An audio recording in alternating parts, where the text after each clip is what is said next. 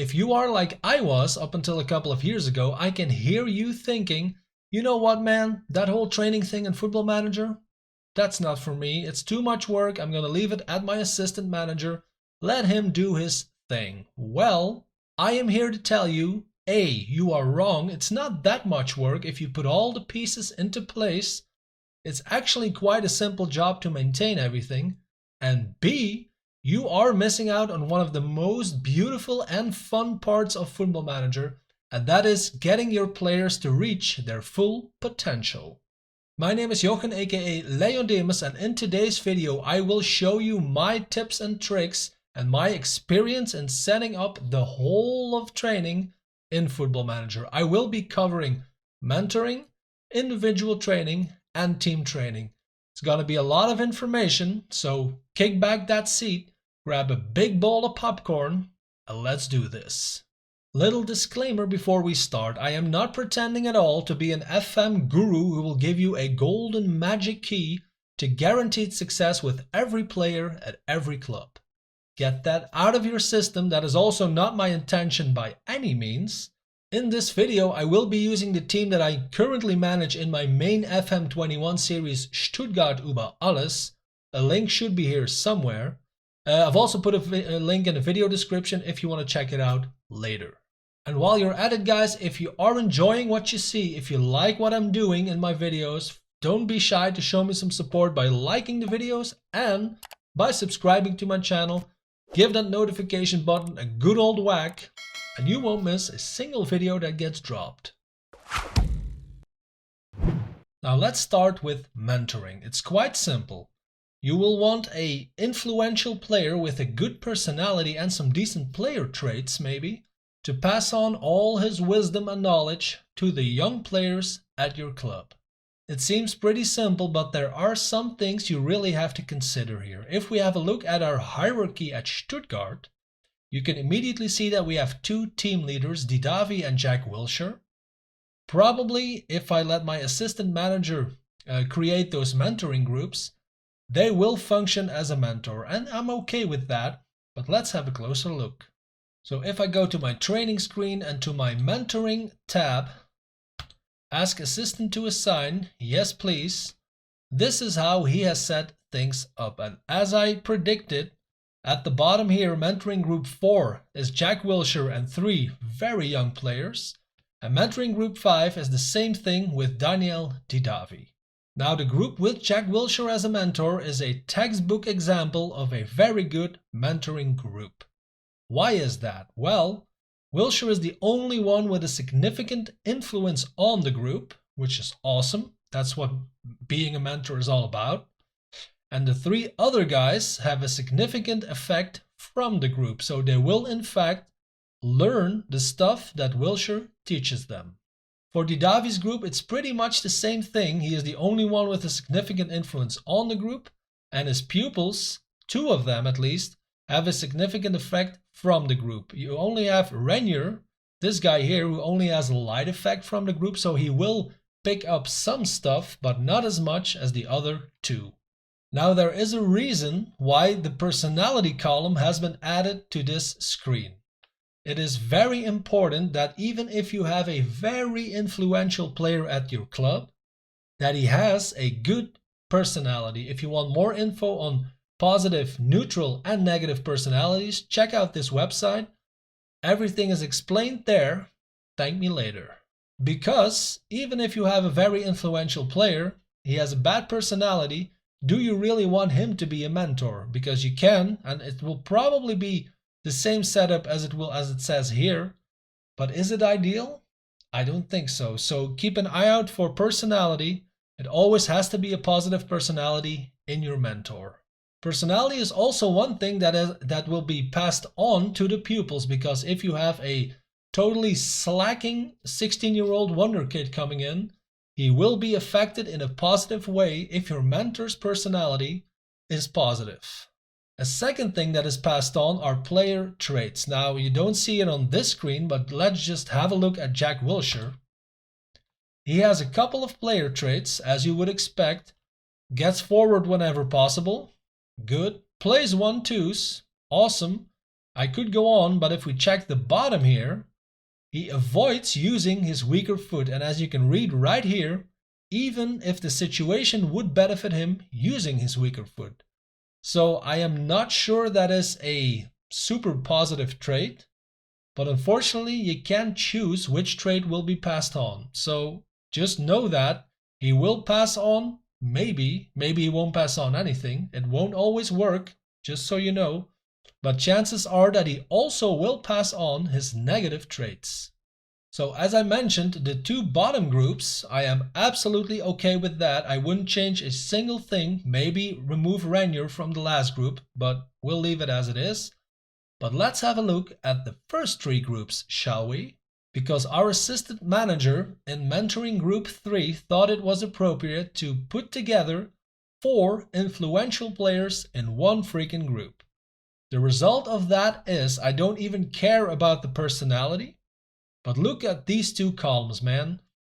Estimated influence on the group, there are 3 players with the same average influence on that mentoring group. I mean, how is that even a mentoring group then?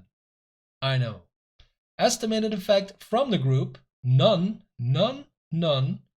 average. So this is an awful mentoring group. This is why you shouldn't let your assistant manager do this. Bye-bye then. The first mentoring group, let's have a look. Mark Oliver Kempf, he is a highly influential player and he is teaching 3 very young, uninfluential players. Awesome. His personality is balanced, which is okay. It's not great, but it's okay. He has an average estimated influence on the group.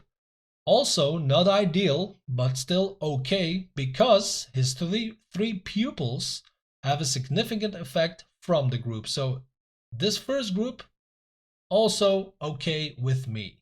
The second group, it's pretty much the same story because we have Waldemar Anton, who is an influential player, not even a highly influential player. And he is teaching 3 young kids, although young kids is maybe not the correct term because they are 3 guys in our first team squad, Mola, Iter and Schallenberg. He has the highest influence on the group and once again, significant, which is good for Clinton Mola. So the relationship between Anton and Mola is quite okay, to be honest. He is also a fairly professional personality, which is awesome as a mentor. But then Gianluca Ita doesn't get anything from this group, so we can immediately delete him.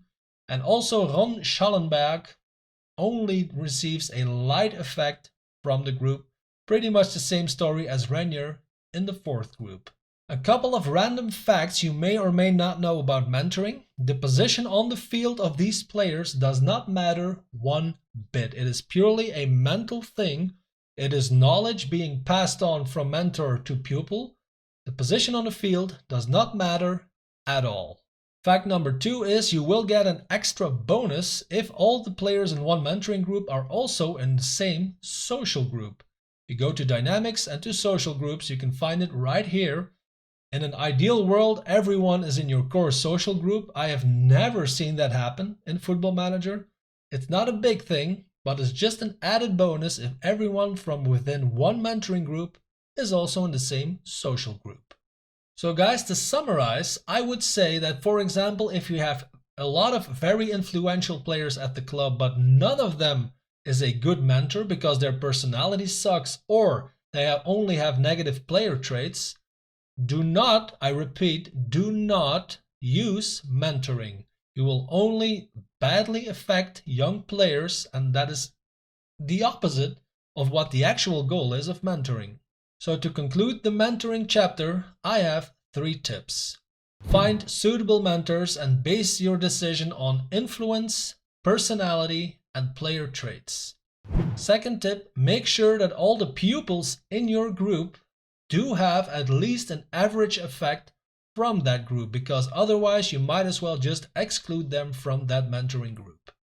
Tip number 3 is you will receive emails with the progress of the mentoring groups and with the training in general, really. Be sure to pay attention to that, because if a player tells you that he's not happy in his mentoring group and you don't do anything, he will get mad at you. And that brings us to chapter 2 of the video, probably my favorite thing in the whole of FM training, the individual training you can set up for every single player. Let's take our good friend Renier at Stuttgart as an example. I signed him a month ago. He's an 18-year-old Brazilian guy. He has a lot of potential, so he is a pretty good example to do some individual training setup with. Let's have a look at his player card first, because he is a left-footed, fully natural right winger. What does that mean? That means that he is totally familiar with the right wing position. That familiarity is purely based on his position.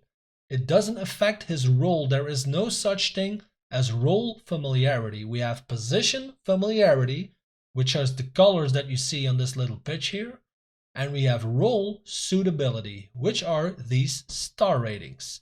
I now have selected inside forward in a supporting duty. Well, those things you can see highlighted right here. These are the attributes that this star rating is based on.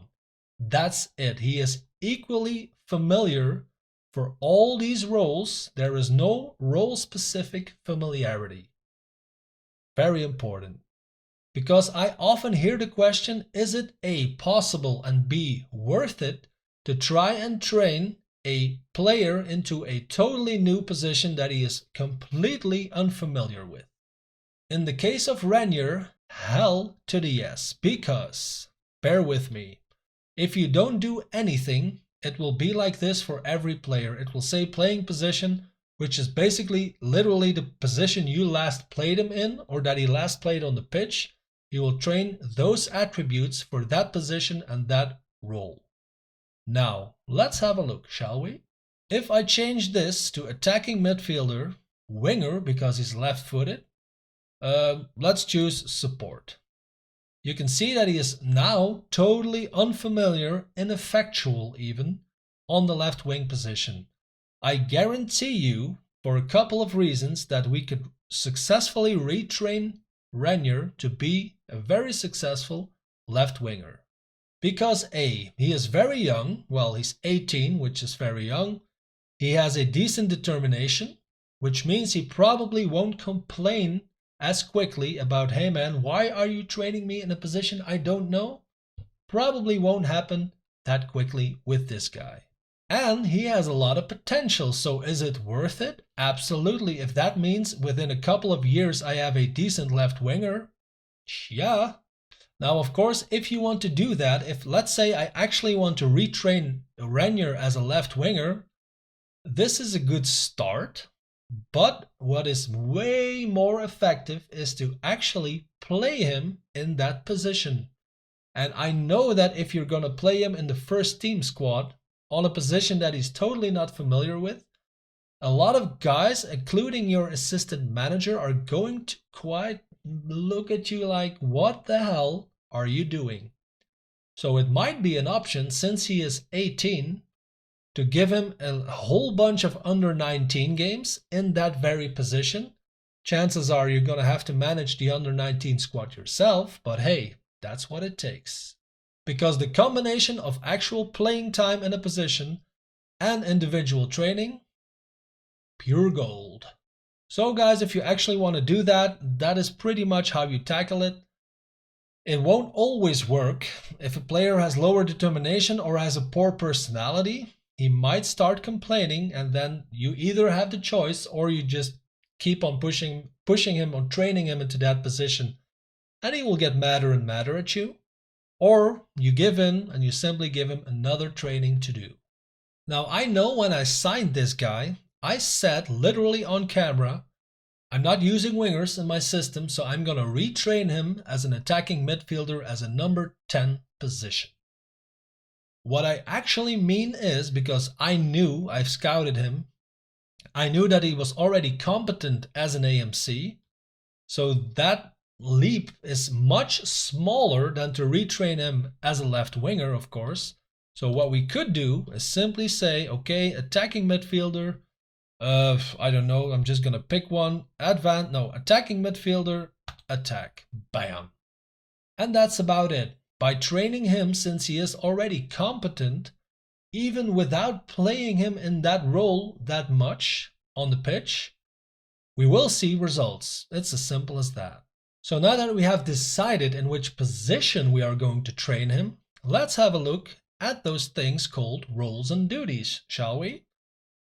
The thing is, you have to be very specific in how you want a player to progress. If you want to have an all-rounder or if you want to have a very specific targeted position, role and duty where you play a trainer in. For example, let's say I am going to train this guy as a striker, as a poacher. Bam. Let's count the attributes, shall we? 1, 2, 3, 4, 8, 9. These 9 attributes will get trained if I leave it like this. Okay?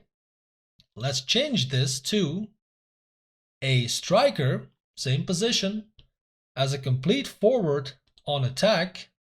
Let's count them again, shall we? 3, 5, 7, 8, 9, 10. Let's say almost 20. That's more than double the amount of attributes that will get trained. The thing is, it is up to you how you want a player to develop, which attributes you want to train him in. Of course, the more attributes are highlighted here, we have the same training time, so that time will be divided among all these attributes. If you only have 9, they get more time per attribute and probably will improve faster over time. That's a choice you guys have to make for yourselves. I, for one, tend to go for more all-rounded players, especially if I have really young guys in my youth intake. I mean, I want all my defenders to be strong. So if he has low strength, like Renier has, I might literally focus on that because I want to get that up as soon as possible. Speaking of which, I have here Mr. Marvin Reinhardt. He came in my first youth intake at Stuttgart. He is 17-year-old German guy with also a lot of potential. And let's just have a look at his coach summary card here. It says in the red, weakest attribute, lack of pace can hinder him in certain situations. Also, weakest area of game, fairly slow player. We get it. He is a snail. Now he is fully natural as a DC, and of course his roles tend to differ. He is basically more suited to be a ball-playing defender than he is to be a libero. Simple as that. Let's go to his training. Same story here. I could train him to be better at right fullback or wingback, however you want to call it. But is it worth it? I mean, he is already pretty decent for a 17-year-old. He has composure 16, positioning 15, determination 13, which is okay. Jumping reach 15. I mean, he is in fact this looks like a ball-playing defender because his passing and technique are better than his marking and his tackling. Now, I think the main trick here is just simply to find a role and a duty where you will train him in that suits the attributes that you want him to get better at. That's basically what I'm trying to tell you. So, for example, this guy, he will probably be a central defender, being ball-playing defender or whatever. So I really want to get his marking and his tackling up because his passing and technique are really high for a 17-year-old center back. So let's maybe have a look at his actual ball-playing defender. Defend. Bam. There will be attributes trained now, including passing and technique, which I think I don't really need for him because he is already accomplished in that, and he will get better either way because, I mean, there's always a general progress with every player. So I would rather have those attributes not highlighted, to be honest. So let's find a role and a duty where they are not highlighted, but that still suits the development of this guy. Ba-bam! Anchorman on a defensive duty, and look at this. No passing, no technique, marking, tackling, concentration, also very important, strength because he's quite a tall guy, he's 6'3", but he could be stronger, to be honest. So I think this is in fact the thing that I want him to develop most, or at least the attributes that I want him to improve in most. So this would be a perfectly good example.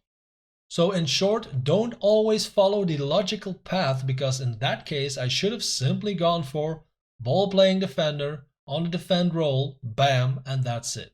Now the second thing you can do in individual training is to set an additional focus. For example, we are still at Marvin Reinhardt's individual training here. I know that marking and tackling are already being trained now because the way that I've set this up. But for example, I see, and we also saw that in the summary here, that he's quite slow. So why not give him an additional focus on some speed? Well, if you go to additional focus, there are 3 things you can choose. Injury rehab, I can't choose it now because he's not injured. Set pieces and attributes. First thing about injury rehab, if you have a player who has the orange injury icon, you can in fact come into his individual training and select these things here. I've personally not done this a lot, but just so you know, if you have a player with the orange injury icon, go check out his individual training and put him into injury rehab. Why not?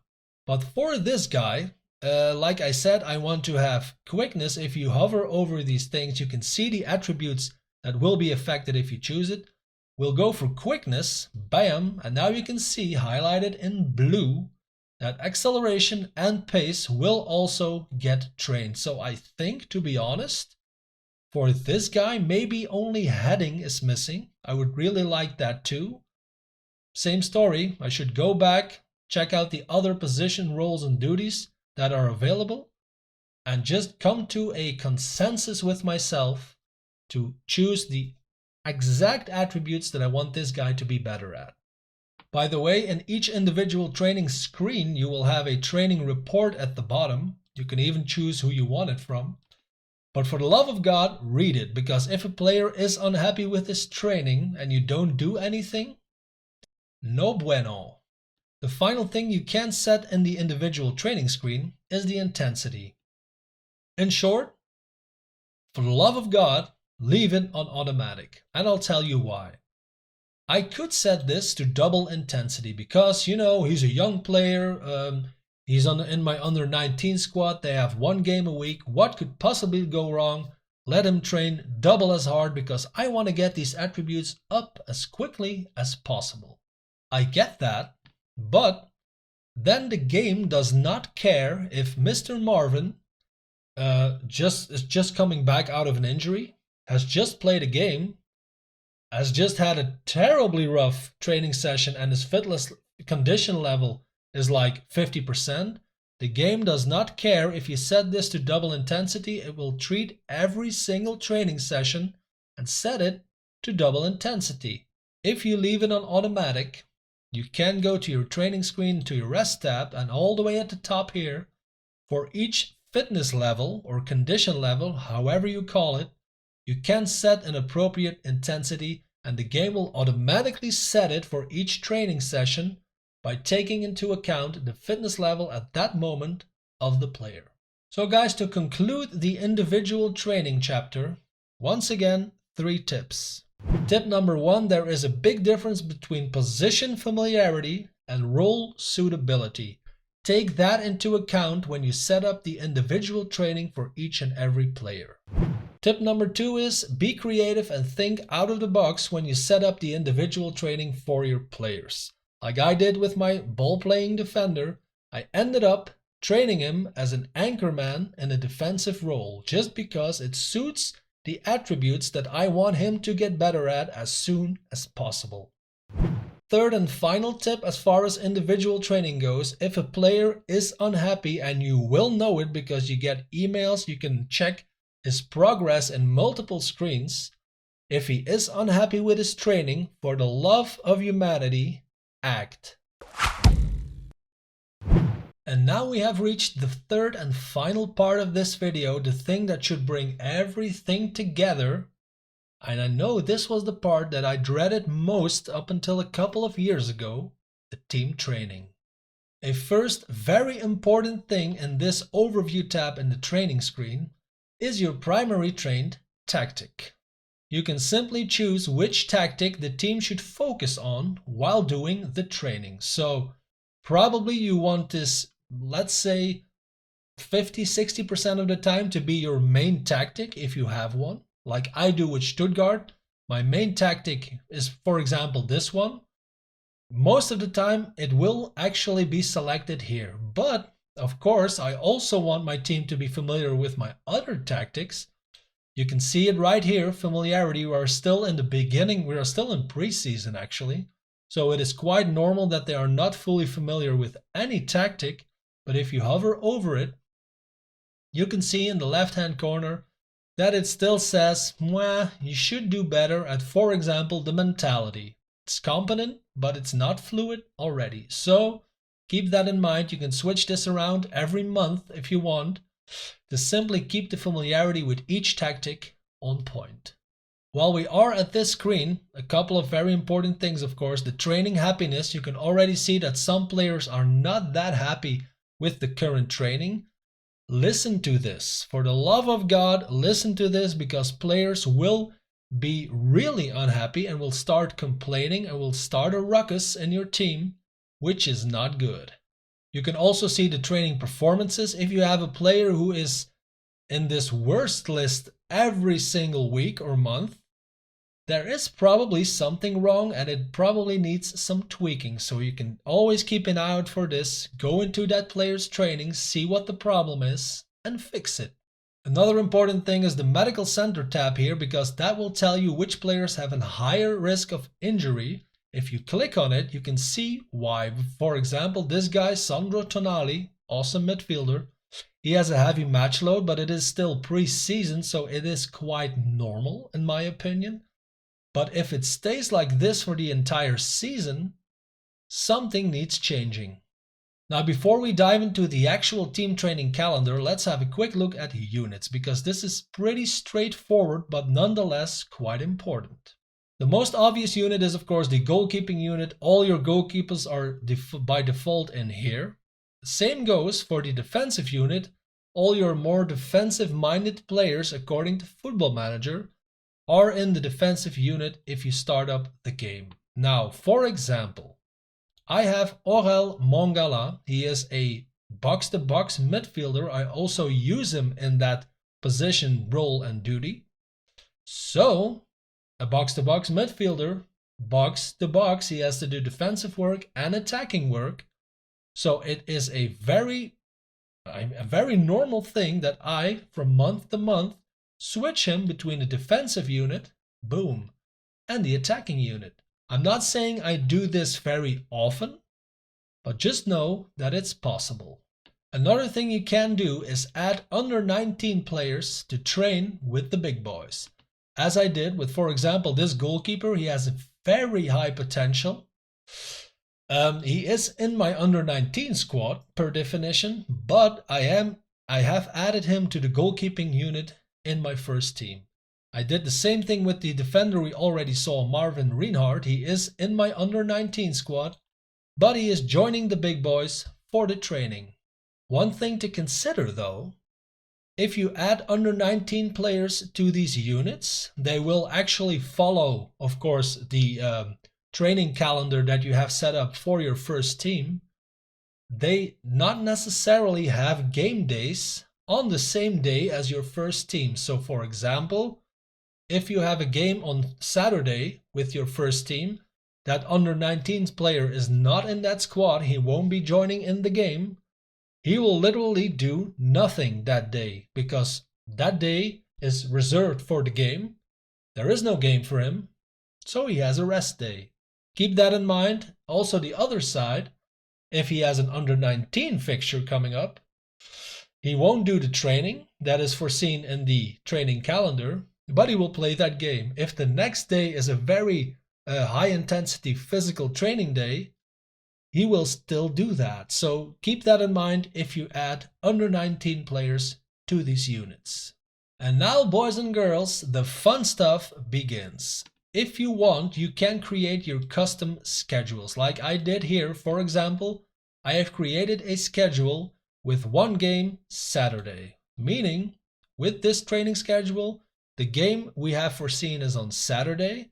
We have some recovery on Sunday, blah, blah, blah. It is very handy to reuse schedules like this because, for example, at Stuttgart, I think half of our games is on Saturday and the other half is on Sunday. We rarely have midweek games except for cup games. So I have created one game Saturday schedule and a one game Sunday schedule, which I can really easily reuse in my calendar. I almost forgot, let's first have a look at how my assistant manager has set everything up. I have found a week in December in which we have two games, Wolfsburg on Wednesday and Hamburg on Saturday. There is a very big difference between match preparation and actual training. We will get into that in detail in a minute. But I'm just saying, if you let your assistant manager do everything, it will probably be 70-80% okay as far as training goes, but as far as match preparation goes, for some reason, they tend to completely ignore that. Let's take this week. So, as I mentioned, Wolfsburg on Wednesday, the only match preparation that he has put in there is this. And I think this is even, can I change it? Oh, I can. Okay. I was going to say this is by default, but you can change it. So this is the only preparation for that specific game that he has put in there. Same goes for the Hamburg game, only this match preview slot has been filled. Let me tell you right now that this can be improved by several miles, and it actually can make a difference in that game between winning, drawing, or losing. Now, if we take another week, for example, the second week of December, we have one game away against Hertha Berlin on Saturday. Once again, only this match preview slot as match preparation, and that's it. Like I mentioned, it's not bad per se, but it can be improved so much, you have no idea. But I will show you. Now let's go back and start from scratch with our August week. As far as I'm concerned, there are 4 major goals you want to target when setting up team training. First goal is improve the players, which is by far the most logical goal, and of course also the thing that will happen most naturally, because any training is training, right? So it will improve players, especially young players, of course. So that's pretty much set. Second goal, in my opinion, is improve the team as a whole. So team cohesion, team happiness, tactical familiarity will make your team better to suit a certain tactic that you're playing. All that kind of stuff, goal number 2. Goal number 3, I already mentioned, match preparation. It is really important that especially, but basically for every game, but especially for big games or maybe even games against a team that is equally as good as you can really get the edge over that team by doing appropriate match preparation. Goal number 3. Goal number 4 is once again a pretty logical one, I guess. That is optimizing the fitness levels or the condition levels of your players and minimize injuries. Let's try and achieve those 4 goals by setting up our team training. Now for this week, I am going to start with goal number 3, which is match preparation. So if you click on any slot here, it will get you to this screen. And as far as match preparation goes, we have a separate tab for that. And you can choose several slots to fill in your calendar. And let me immediately tell you the most important thing when you are doing this: read the freaking cards. If I, for example, select match tactics, what does this impact? First of all, it impacts all the players. If I go to attacking wings, you can see that it has been split up into 3 separate tabs, being our 3 separate training units that we saw. It's all starting to come together, isn't it? Well, if I go to match preparation, match tactics, this will affect all players, including the goalkeepers. But what will it do? Well, it will impact, first and foremost, tactical familiarity in pretty much every way you can imagine. Mentality, passing style, creative freedom, you name it, it's all in there. It will also affect some attributes, decisions and teamwork. It will increase team cohesion, awesome sauce, and it will slightly reduce condition because it is a training session. So something probably will happen either mentally or physically, and that will affect the player's condition, obviously. If we select teamwork, for example, once again, it will affect all the players, but now we have an extra little thing here called upcoming match. So this will in fact impact the way your players will perform in the upcoming match because it will increase the teamwork in that match and the pressing. It will also greatly increase team cohesion. If we choose the third one, being defensive shape, you can see that it is now split up into different training units.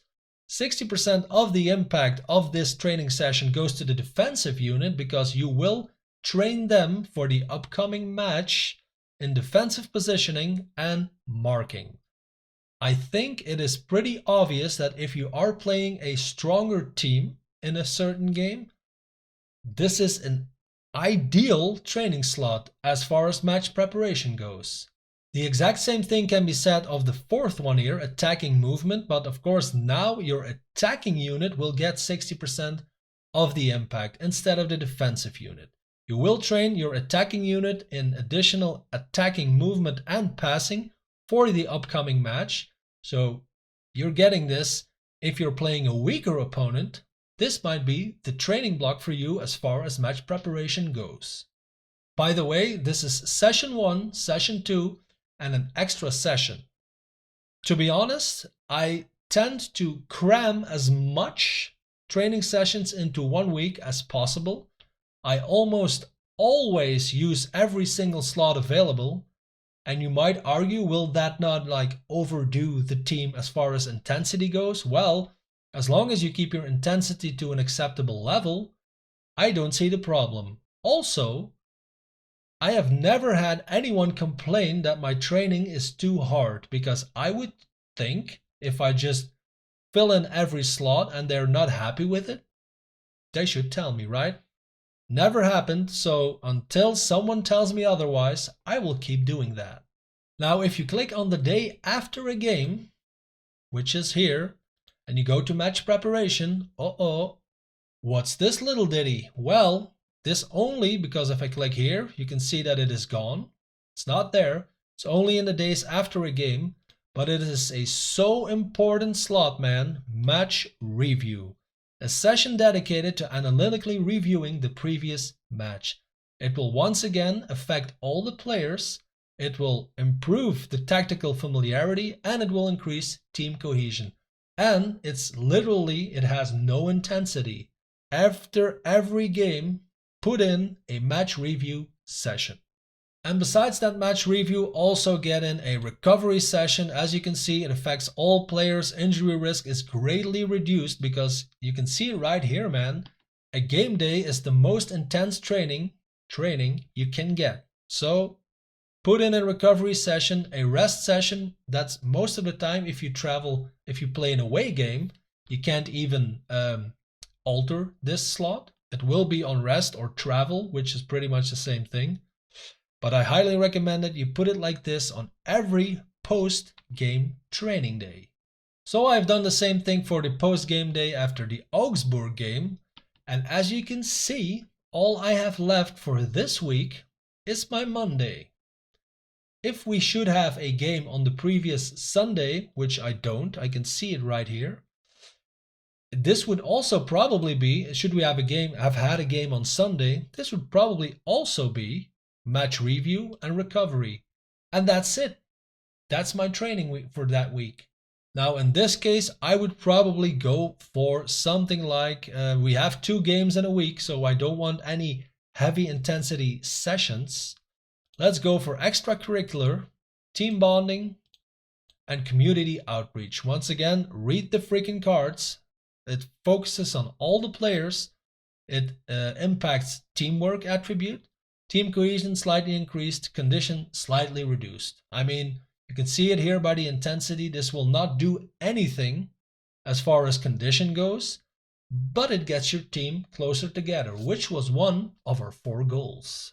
Now let's do the same thing, but for this week where we only have 1 game on Sunday. Let me just set it up first and then we'll walk through it together. Okay, so this is what I have so far. You can see some things coming back like they did in the previous week. Team bonding and community outreach. I always cram it in there for the team cohesion, and because it's not an intensive session at all, you can always place it as an extra session. It doesn't really matter that much injury wise. I have also put match preparation slots, 3 of them, as I did in the previous week. Defensive shape this time because I think Hoffenheim is quite a decent team. So I have chosen to go for defensive shape, and once again for teamwork I could have chosen match tactics. Doesn't really matter that much. Now, apart from the things we have already seen, what the hell are these red fields, you might wonder? Well, let me tell you. They are all in the set pieces tab, and I'm using these slots a lot because, read the cards, upcoming match, attacking corners. 60% impacts all outfield players, so defensive and attacking unit. 20% goes to the set piece takers, which will affect their attributes, corners and technique. And 20% also will go to the goalkeepers to prepare them for attacking corners in the upcoming match. How awesome is that? Same goes for defensive corners, attacking free kicks and defensive free kicks. I don't always do it like this, but just to give you an example, you can put in there whatever you want. Just read the damn cards. And then finally we have the blue slots, and these are all coming out of the general tab.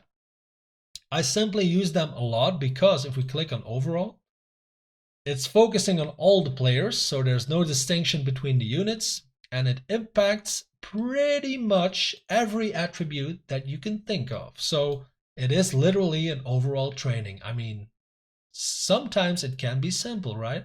And now we have come to what is probably the most important thing as far as linking everything in this video together. And that is, for example, if I click on the goalkeeping slot, let's read it together. 60% will impact my goalkeeping unit. Duh. You can see the attributes, you can see whatever else it impacts. That's not my point here. My point is in this. The secondary focus is on my attacking unit, and the tertiary, I have no idea how you pronounce that. My third focus is on the defensive unit, also for 20%, so it's basically the same thing as the secondary focus. And which attributes are getting impacted here? Individual roles. This is your individual training that you have set up for all these players in the attacking and the defensive unit. Bam! If you don't have any slots with this in it, you can set up all the individual training that you want. It won't do anything because literally there will be no time reserved to actually do the individual training. Now there are several slots that have that, the individual roles thing, as you can see here in the attacking tab, attacking overlap slot. You can see in the goalkeeping focus that it says individual roles, so there you go. But the ones that I usually pick are these 2. In the defending tab we have 6 choices, and 2 of those are awesome because ground defense and aerial defense, it's pretty much the same thing. There are certain attributes that are changing, but the idea behind it is the same. Let's go for ground defense. Specific work on defending with the ball on the floor split into positional units. So 60% goes to my defensive unit with these attributes as a focus or as an impacted attribute. But my attacking unit fully focuses, well, for 20% impact. But this unit and the goalkeeping unit fully focuses on the individual training. The same thing goes for a technical training, that is chance conversion or chance creation, the exact same thing, but now my attacking unit is the primary focus and they will work on certain attributes. My defensive unit and my goalkeeping unit, bam, individual training, baby. So please, for the love of humanity, if there is one thing that you remember from this whole video, let it be this. So this could in fact be how I set up a week at Stuttgart. Because if we have a look at our 4 goals, we had improved the players. That will be done automatically, especially with those training sessions like overall, which focuses on pretty much every attribute. We had number 2, improve the team. We've done that. Team bonding, community outreach, even in those match preparation things. The tactical familiarity is more than covered, so we've had that. Number 3, match preparation. Pretty obvious, I think. We are almost spending 3 days on match preparation alone, although these sessions are in fact training sessions, but hey. Goal number 4, prevent injuries and optimize fitness levels. I think, because then it all boils down to the intensity, of course, I think we have done quite a good job. I could even swap these 2 around. Bam. We have a pretty decent, not a high intensity start of the week, but a decent start of the week as far as intensity goes on Monday and Tuesday. Then we have 3 somewhat easier days, but still not a walk in the park, if you will. There's still some work to be done. Then on Saturday, we of course have also our travel slot right here. So we have a very calm day, which is fully focusing on match preparation. So we are fully fit and ready to kick some butt on Sunday. So guys, of course, once you have set this up for 1 week, you can also do a copy paste, but be aware, he also copies the Monday slots as much as possible, because we didn't have a game on Sunday before the week that we have just made. We do have a game on Sunday in that very week against Hoffenheim, so you might want to change this, of course, to match review and recovery. Boom. And that week is pretty much done. Now, if you say Leverkusen are a bad team, I want to change this to attacking movement instead of defensive shape. Fine with me. Like I said several times, it is up to you, but at least I hope that the general thought process behind these things is somewhat clear. Now, I've cleared the week that we have just set up because, like I mentioned in the beginning, if you are comfortable enough, you will start creating custom schedules, and then you simply have to go to this drop down for each week. This is a game week with a game on Sunday. Okay, 1 game Sunday, boom. And of course it's possible that you have to still tweak some slots, not a problem, but then at least same story for the week after that. 1 game Sunday, boom. And you're pretty much for 80% done, apart from some tweaking. That is what I meant when I said it's not that hard. Once you have all those puzzle pieces into place, it's not that hard to maintain, trust me. One last thing, guys, before I forget, if you go to coaches here and go to edit coach assignments, this is the screen where you can literally set up for each coach what his responsibility is as far as training goes. For example, if I hover over Ivan Cordoba, you can see that he is insanely good at coaching defensive and tactical, so it does make sense to put him on defending tactical. To be brutally honest with you, I always click Ask Assistant to assign. You can micromanage this yourself, don't get me wrong, micromanage the hell out of it for all I care, but just know it is not a terrible idea to have your assistant do just this. So guys, to conclude this 3rd and final chapter, once again, 3 tips on team training. Tip number 1, there is a real difference between match preparation slots and team training slots. That is the main reason why I highly recommend you do this stuff yourself and not simply scoop it over to your assistant Manager. Tip number 2, the most important thing out of this whole video: read the cards for each slot, because if you neglect the fact that individual roles has to be in there at a certain point, all the individual training that you have set up will be completely pointless. And tip number 3, once again, check your emails, check your reports, check the progress of your players. If players are unhappy with training, do something about it. And that, guys, is how I set up my training in Football Manager. I know it was a truckload of info, trust me. So if you have any more questions, I am more than happy to answer them. Leave them down in the comment section, that's what it's for. By the way, if you have enjoyed the video, and I really hope that you did, leave me a big thumbs up on the video and subscribe to my channel if you are interested in more videos like this or in standard FM21 Let's Play series. Hit that subscribe button, bang on the notification button, and you will be the first to know when a new video drops. I can't thank you enough for still being here and for watching this video. It is really appreciated, and I hope to see you very soon.